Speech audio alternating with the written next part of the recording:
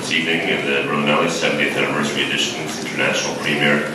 I'm very glad to be here with this film and to introduce the cast and the director. The cast, Mr. O'Brien Lee, who plays King Louie in the film.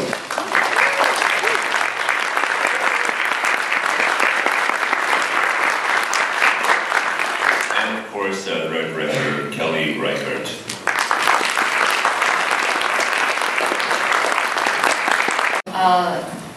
The novel The Half-Life by Jonathan Raymond, but the novel goes over 4 centuries and 2 continents, and so this is a very sort of, it takes a section of the book, and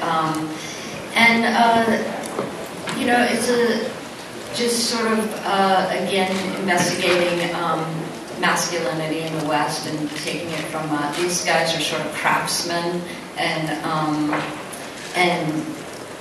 you know, working their way, trying to navigate the rough and tumble world of 1820s, what would have been called the Lower Columbia District there in what's now Oregon.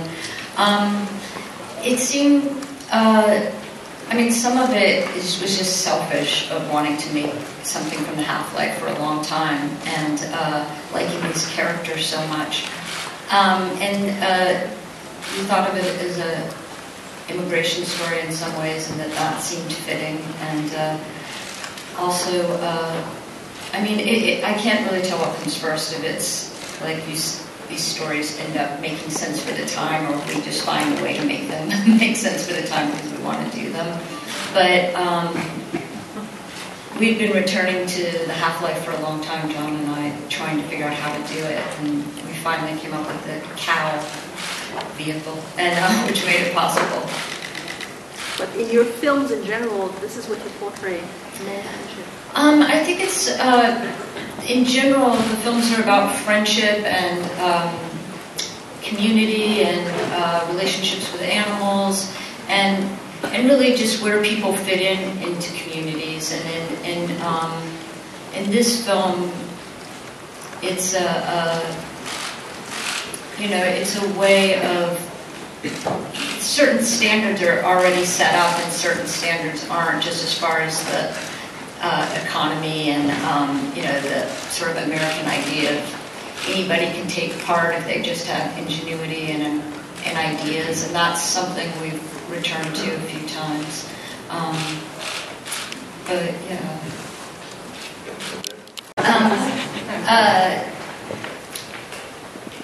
The attraction to the West, you know, I don't know, it's funny, I'm from Miami, Florida, so my attraction to the West was mostly to get as far away from Miami, Florida, perhaps, as possible. And it was just an exciting place for me, landscape-wise. I lived in New York City for 30 years. And then I met a writer that, you know, wrote, you know, Jonathan Raymond's from Portland, Oregon. And so some of it was just practical. But the stories, you know, it is interesting putting the stories, I mean, really, so much of filmmaking, you know, the footprint's been laid out, mostly by white men who've been making, you know, have the history of cinema. But the Western, almost more than any other genre I can think of, is just, you know, which gets the mythology is so mixed up in our history, and this idea of, you know,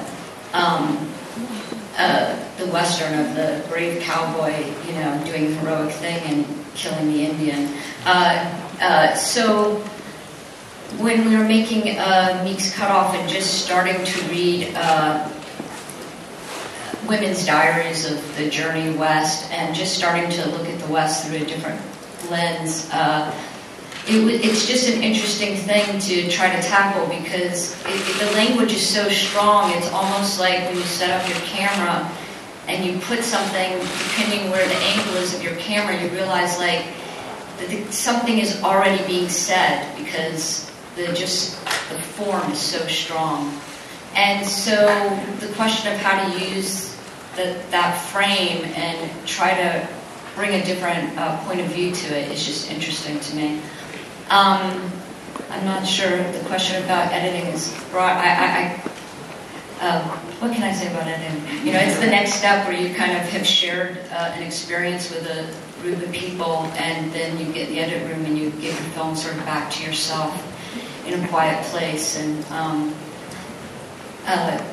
start.